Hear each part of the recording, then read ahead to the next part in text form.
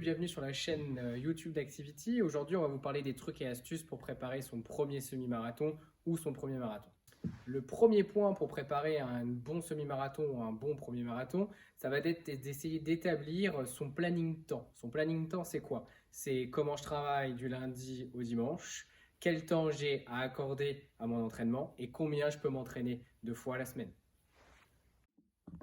Ces premiers points vont vous permettre d'établir un plan de travail, un plan d'entraînement. Ce plan d'entraînement, c'est super important, il faut qu'il soit adapté à votre style de vie, à votre façon d'organiser votre semaine. Deuxième point, ça va être l'entraînement et la connaissance de ses seuils. Première étape, il faut connaître son SV1, ce qu'on appelle seuil fondamental.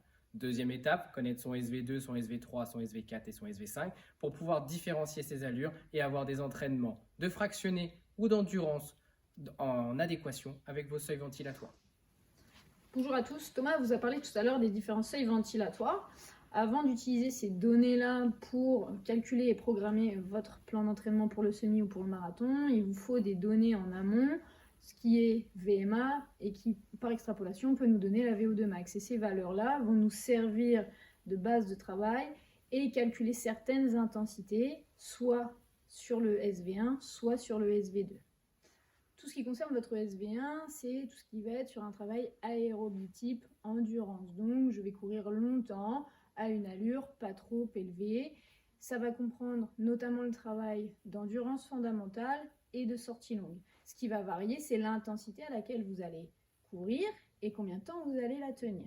Votre SV2, on va partir dans un type de travail qu'on appelle nous anaérobie, et dans l'anaérobie, on a plusieurs types, il y a le lactique et la lactique. D'accord ? Ça, c'est des notions un peu plus complémentaires que nous, on utilise pour programmer encore une fois votre entraînement, mais l'anaérobie, c'est tout le travail que vous allez faire sur une durée plus courte, mais avec un seuil d'intensité, une intensité de travail plus importante, une vitesse plus importante. Donc si je cours plus vite, potentiellement, je vais le durer moins longtemps. Mais via le travail de fractionné dont vous a parlé Thomas précédemment, on va moduler ces phases actives intenses et ces phases de récupération plus ou moins longues. Et en fonction de la répétition que vous allez en faire, vous allez pouvoir continuer à développer votre seuil, vous allez l'élever et plus tard, vous allez pouvoir retarder l'échec. Et du coup, on va pouvoir courir plus vite et plus longtemps. D'où l'optimisation et l'augmentation de vos performances à l'entraînement et pour augmenter votre temps sur le semi ou le marathon.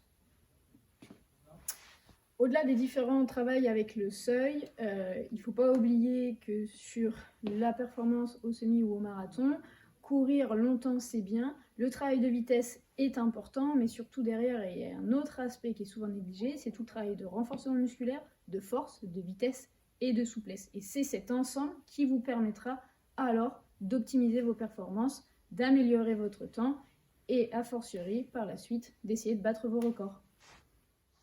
Enfin, il va être super important de ne pas penser seulement à la course à pied et seulement à enchaîner les entraînements de course à pied. Il va falloir penser à votre récupération. Vous allez pouvoir utiliser du matériel à domicile type roller automassant, type balle automassage ou éventuellement des étirements, un peu de stretching dynamique. Aussi, il va falloir penser à votre renforcement musculaire puisque la course à pied, de par ses impacts, son stress mécanique peut produire des douleurs. Des douleurs à quel niveau? Au niveau des articulations, au niveau du dos ou tout simplement au niveau de muscles des membres inférieurs. Pour terminer, exemple d'un schéma type. Je travaille du lundi au vendredi avec la possibilité de m'entraîner en milieu de semaine. Comment je peux essayer d'établir un premier plan de travail? Premier plan de travail, il faut placer une séance 1. Cette séance 1, on va l'appeler endurance fondamentale. Elle va rarement déplacer les 1 heure de pratique. Séance 2, on va l'appeler séance spécifique ou séance fractionnée. Ici, on va essayer de découvrir ces différentes allures, ces différents seuils ventilatoires. À quelle allure je peux faire un footing, à quelle allure je peux éventuellement essayer de faire ma course, mon semi-marathon, mon marathon, quelle allure je vais travailler en vitesse et à quelle allure je vais sprinter, tout simplement. Ensuite, on peut essayer d'ajouter une troisième séance qui est dite souvent séance longue. Cette troisième étape, des séances longues, vont nous permettre de travailler 2 points. Un premier point qui est la résistance psychique. Est-ce que je suis capable de tenir dans le temps avec ma tête et non pas seulement avec mes muscles? Deuxième étape, ça va nous permettre de tester notre alimentation et notre hydratation. Très important, plus j'allonge la distance de mon effort, plus il va falloir que je recharge mon corps en énergie. Comment on le recharge? En hydratant et en s'alimentant. Avec ces différents éléments, je vais pouvoir construire ma semaine. Début de semaine, lundi éventuellement, je peux faire ma première séance d'endurance fondamentale. Deuxième séance le mercredi avec mon fractionné, mon travail de vitesse. Troisième séance le week-end, ma séance longue. Ces différents points vont nous permettre en 3 étapes de pouvoir préparer un premier marathon ou un premier semi-marathon. Point fondamental pour le coureur loisir et débutant, évitez d'accumuler trop de kilomètres. Essayez au début de votre planification de courir autour des 20-30 km par semaine et en fin de planification, milieu de planification éventuellement, essayez d'aller autour des 42 km par semaine. Il est fondamental de pouvoir dans sa semaine découper au minimum en 3 fois les 42 km de votre marathon ou les 21 km de votre semi-marathon. Donc pour terminer, il faut 1. Analyser sa semaine de travail. 2. Voir quel temps je peux accorder à ma préparation. 3. Placer correctement ses entraînements. 4. Connaître ses différentes allures. 5. Être capable de s'hydrater et s'alimenter. Et 6e point, penser au renforcement musculaire, stretching et courir la distance que je vais devoir réaliser en une fois le jour de mon objectif. Maintenant, plus d'excuses, vous êtes prêt à préparer votre premier semi-marathon ou marathon.